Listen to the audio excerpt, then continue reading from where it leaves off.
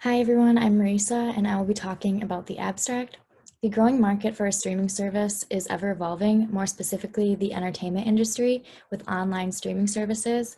Netflix is a leader in this market due to their easy adaptability to changes and following current trends. The dominant explanation for this is further described over a variety of digital strategies. These strategies and plans are tight-knit and bring together Netflix's millions of subscribers. Netflix faces many challenges. However, with abiding by their objectives, they continue to stand out in the market. Netflix is geared towards targeting their audience from a digital standpoint and has a variety of platforms to sustain their brand awareness on. With a well-developed media, digital, and advertising plan, Netflix will continue to remain competitive at the top spot in the market on a subscription basis. Now I'll pass it on to Charlie to talk about the introduction. Okay. Streaming platforms have now taken the place of traditional cable TV. For a small monthly subscription fee, you can watch whatever you want and whenever you want to. Netflix was founded in 1977 and has become more and more popular as the years have passed. Throughout this paper, we'll discuss the various stages within the digital marketing plan for Netflix. All right, moving on to the situation analysis and company overview. Netflix was founded in 1997, nearly 23 years ago, and was originally a DVD rental service which sent its customers their DVDs via the mail. In 2007, they introduced their streaming service and have since grown to the streaming giant that we know them as today. And today they have 193 million subscriptions worldwide, and they're also available in 190 countries. Some of their biggest competition includes Disney Plus, HBO Max, NBC Universal's Peacock, and then of course Apple and Amazon Prime. And then as far as corporate identity and mission statements go, Netflix doesn't really have a corporate statement necessarily outlined on their website specifically. They do have a statement that somewhat resembles a mission statement, and that's, at Netflix, we want to entertain the world. Whatever your taste and no matter where you live, we give you access to the best in-class TV shows, movies, and documentaries. Our members control what they want to watch, when they want it, with no ads in one simple subscription. We're streaming in more than 30 languages in 190 countries because great stories can come from anywhere and be loved everywhere. We are the world's biggest fans of entertainment, and we're always looking to help you find your next favorite story. So that's the closest thing that Netflix has probably to a mission statement or a vision or a goal.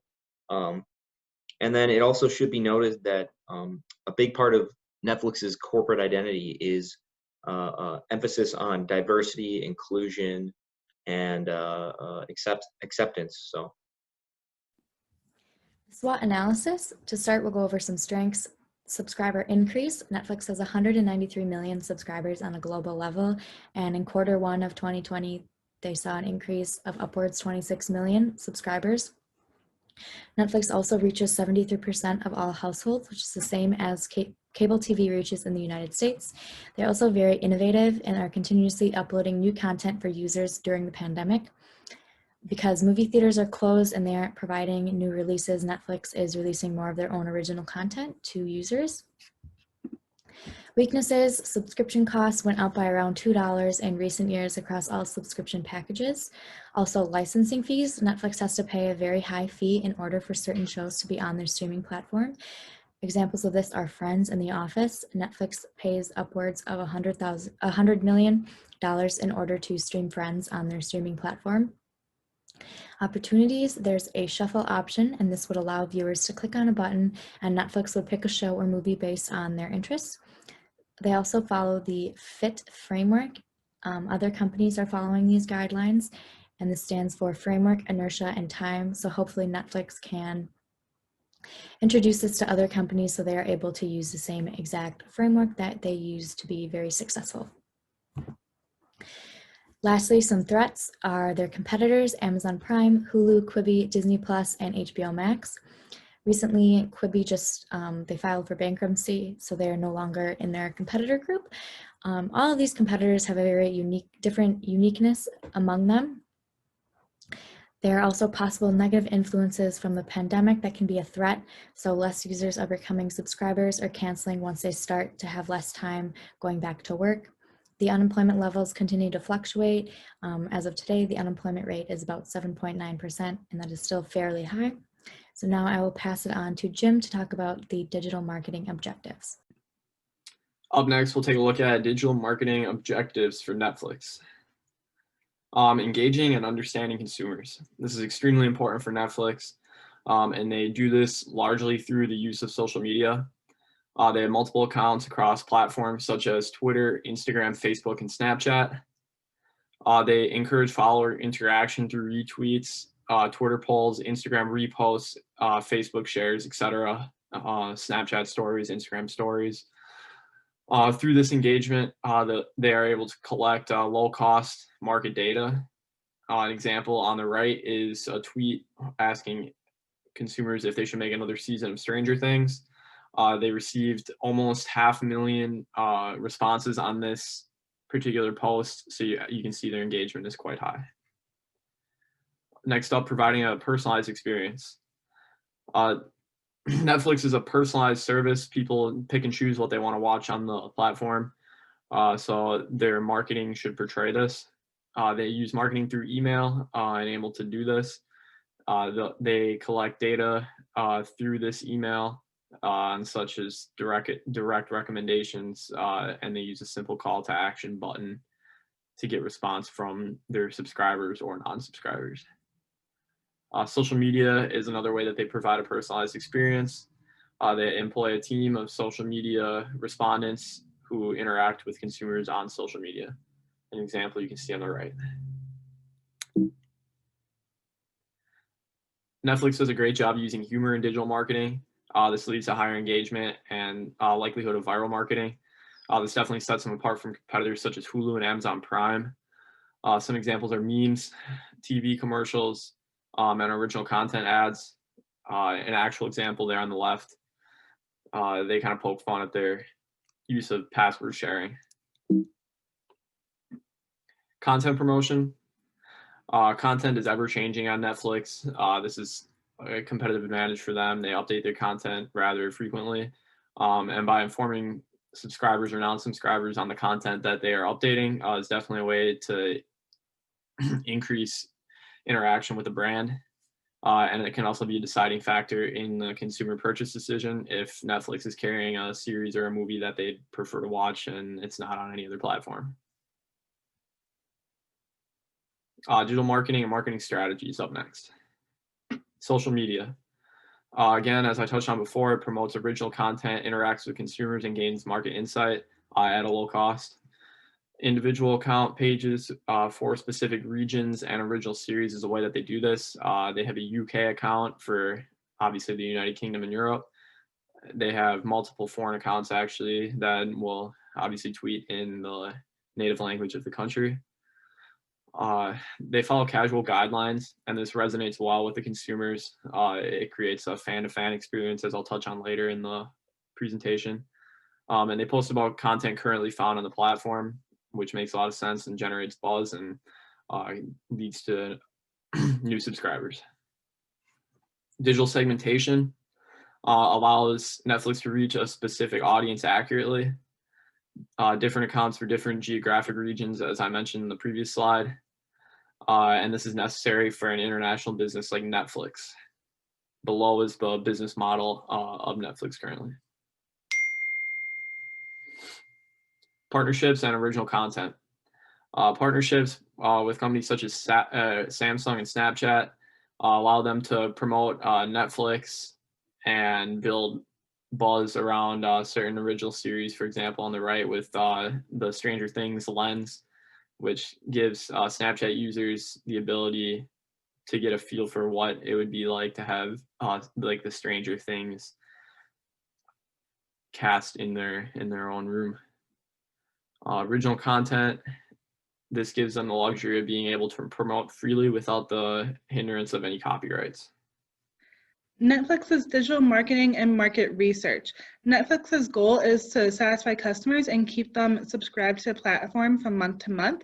So to do this, Netflix needs to figure out what TV shows or movies people are watching to determine if they should get rid of a certain show or keep it for a longer period of time. Netflix also creates Netflix originals to keep customers subscribed from month to month. A problem that was found on Netflix is that they have such a wide variety of TV shows and movies that customers would get overwhelmed with so many choices. And instead of watching something, some customers would just leave the platform altogether. So to fix this, Netflix created a shuffle button that takes what you've watched in the past and suggests new TV shows or movies that are similar, and it will randomly select a new TV show or movie for you to watch. Social media's role in market research. Netflix wants to create a loyal fan base, and to do this, they want to get customers talking on Twitter or Instagram about a new TV show or movie that just entered the platform. And this gives Netflix instant feedback. They can see if customers enjoyed it, if they want another season, if they want to stay on the platform for a long time, etc. So the first thing I'm going to talk about here is the target audience and segmentation strategy. Their primary target audience is a range of 20 to 49. It's this kind of early middle-aged group of people. They're due to the Netflix originals and the target audience that they're trying to reach to, as well as the nature of the streaming product service. The age range of 20 and 49 is what they're going for, and it's paid off dividends. Their Netflix originals content is being made towards smaller demographics within this age range, such as ethnicity, sexual orientation, genre specific. All these demographics are being considered when making their original content for the 20 through 49 age range. Younger audiences are more inclined to watch new material rather than rewatch old material. So that's why they pump out new originals all the time so they can keep targeting this younger audience. And then due to the nature of streaming services, many demographics are included naturally and without having to market to them. Because streaming services offer so much different variety, these demographics within this 20 to 49 group age range are being included no matter what. Younger audiences also have a better experience with the service provided because it is an electronic service, and compared to older audiences, they tend to have a harder time with things electronic or digital or streaming services in general. So this can be accredited that that the 20 through 49 age range has adapted to technology as they got older, and the older generations have had to learn as they've been older. The older content is still provided by Netflix, but it's still watched more by younger audiences. And then there is, we should mention Netflix Kids, which is a separate channel of content used to distribute kids content. It does not require separate subscription or extra costs, so it still is meant for the 20 through 49-year-olds that can have it for their kids. It just makes it easier to channel different demographics, and it's just there's marketing benefits and content benefits that are associated with that. And then I will turn it over to the advertising plan. All right, so for the advertising plan in 2017, Netflix paid $1.09 million, and in 2018, there is an increase of $800,000 because of the global market expansion. As for 2019, it was $1.879 million, and into 2020, the projected advertised spend is $2 million. So they come up with different advertising campaigns on a monthly or yearly basis, and the latest one is called One Story Away. This involves creativeness of storytelling, and it is across digital, paper ads, and billboards. It is also emotional and personalized to intrigue the viewers and the content that they're watching. It is also geographical segmented, so it is different in other countries. For example, like the United States and Spain will have different One Story Away campaign advertising. And the ultimate goal of this is for users and new users to love the streaming service and prefer it over other competitors. So moving forward to their advertising on Twitter and Instagram, they are up to date with current trends and supportive of different movements. So if you go onto Twitter, you can see that there's a link to the Black Lives Matter, and they also have a section on their platform for Black actors that you can watch. They also have different memes as a form of laughter to interact and engage with followers. So on the right, you can see a meme of the show The Crown that Netflix just released a new season of, and below that they retweeted a tweet about The Crown, and they use different hashtags in order to see what their followers are interacting with on their timeline. So their posts are different across all platforms because Netflix doesn't want users to see the same exact post across their social media. They want them to see different things. Another advertisement form that Netflix uses is their email marketing and in-app push notifications. So this tracks their browsing habits and time of day of users, also content watched and whether or not if it's finished, paused, recorded, or rewind. And this suggests new shows, movies based on habits. So now I'll pass it off to Mitch to talk about the online social media plan. So moving on to the online and social media plan. Moving on to the online and social media plan. We all know that online and social media content are incredibly important for any business for a multitude of reasons. And one of the reasons that makes these things so important is the fact that they are owned or controlled media. And on the screen, you'll see I have the comparisons between the different types of media. Owned and controlled media is so important because it gives the company or the business the ability to manipulate their message the way they want it to be. Gives them the ability to write whatever they want, to include any content or images they want in it, and it's completely controlled and put out by the company themselves. Versus earned media, for instance, could be negative depending on if it's a review of your product and it's a negative review of your product, that's not necessarily good. It could be good on the other hand. And paid media is controlled as well, but it's it's much more expensive than owned or controlled media to put out there. So after analyzing Netflix's online content, we figured that they could really use a website revision. Currently, their website is a bit brief. It's hard to navigate through, and it's not very intuitive. For example, if you want to find their About page, it's extremely difficult. You can't just go to netflix.com and find their About page. It's virtually impossible. What you have to do is Google search Netflix About page, and then you'll be brought there, and it's probably going to be the first thing that comes up in your search. We personally think that this is content that should be easy to find. It should be accessible, and it's content that you should want your customers to consume. You want your customers to read about the company, about who you are, your mission statement, and all that. And then as far as vagueness and briefness of content goes, on their homepage of their website, they have a small FAQ with just 5 questions, which I have pictured here.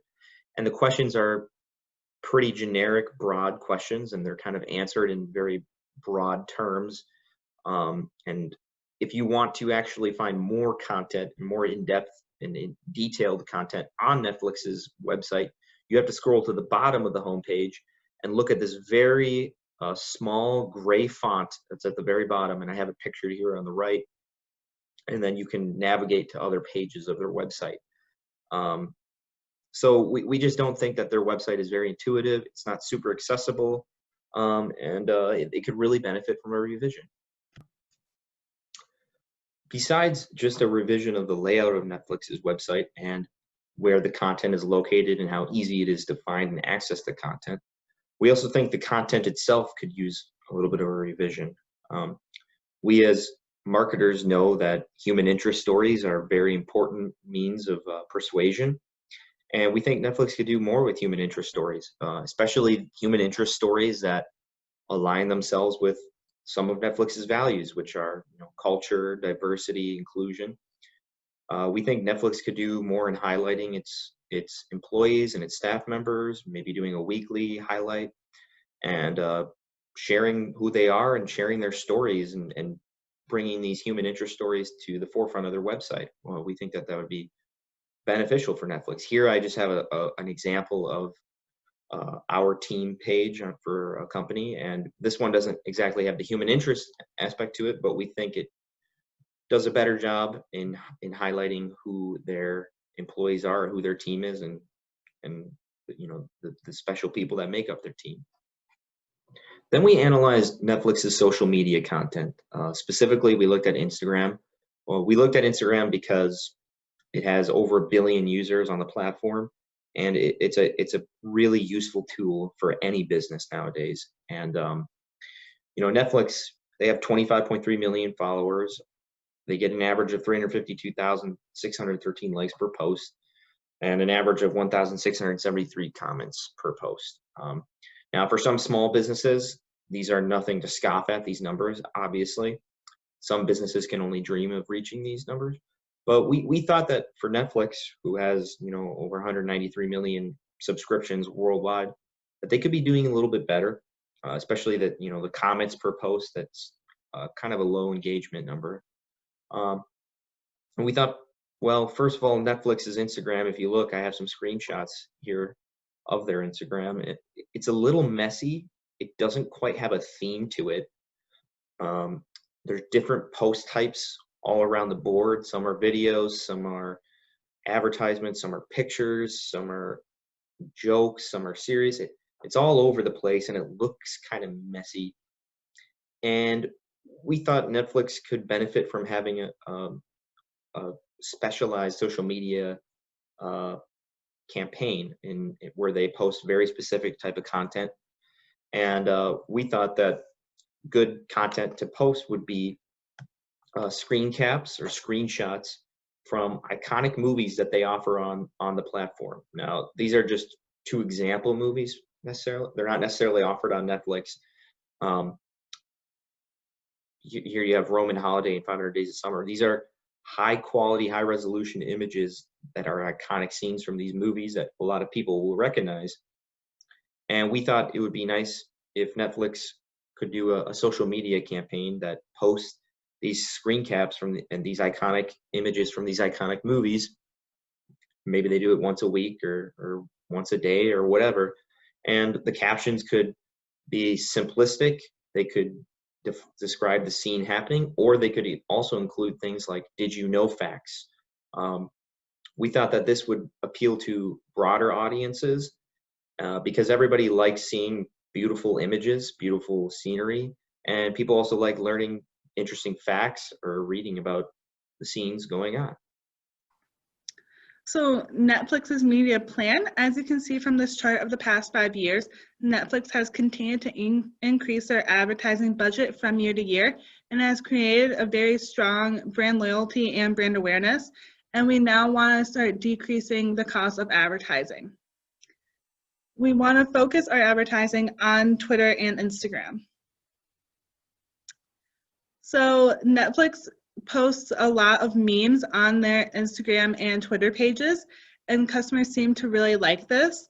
We also want to encourage people to talk about TV shows or movies on these platforms. This is free advertising for Netflix. And we also want to continue using the poll feature on Twitter and Instagram. As you can see from the screenshot, Netflix asked if customers want a new season of Stranger Things, and there was an overwhelming response for yes. So Netflix created a new season of Stranger Things that customers really enjoyed. And they also like to retweet customers who talk about TV shows or movies that they put on the platform, and this is a free form of advertising for Netflix. Netflix and their public relations campaign. Netflix currently uses a strong social media team, which we touched on earlier in the presentation. They should continue to do this, and it really resonates with their fan-to-fan model, where their respondents are directly communicating with the fans or with the subscribers as if they're fans themselves. Another way that they can increase their PR is through celebrity endorsements. They do currently get a lot of engagement from celebrities on their social media accounts, but particularly by maybe sponsoring with celebrities for TV commercials or just native content posts on their social media of the celebrities. This would be another way that they'd increase their public relations. An example of someone who they could reach out to for this would be Gigi Hadid.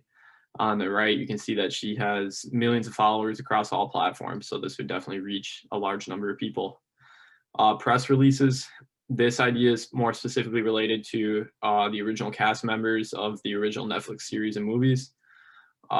Again, these celebrities could post these releases on their own social media accounts, which then could be retweeted or reposted by the Netflix profiles. This is going to give consumers a feel like they're very in touch with the cast members that they watch on Netflix. Continuing on with PR, Netflix can offer sweepstakes. They currently do this. They, as you can see on the left with the Stranger Things walkie-talkie giveaway, They also offer some sweepstakes where they give away free Netflix subscriptions for like a year. But a new original idea would be to offer sweepstakes for secondary cast positions, where the winner of the sweepstakes would be able to obviously meet their favorite cast members and be featured in a given scene as a secondary cast member on the upcoming season or movie that they're interested in. Another way that they can reach out and connect and boost their PR is through email. One way they can do this is offer a brief survey. Current subscribers will provide feedback via this survey, and this would benefit both the business and the consumer. As from a consumer standpoint, Netflix would be seen as really caring about what their consumers are thinking. And from a Netflix standpoint, they're going to be able to capitalize on some free, insightful information from their subscribers. Looking at sustainability and ethics now, this is a crucial aspect of any business model in today's era. There's large consumer concern and awareness for sustainability and the environment as a whole. One way that Netflix does and should continue on addressing sustainability is by featuring content on their platform to educate their viewers. As you can see some examples on the right regarding vegan diets, climate change, etc.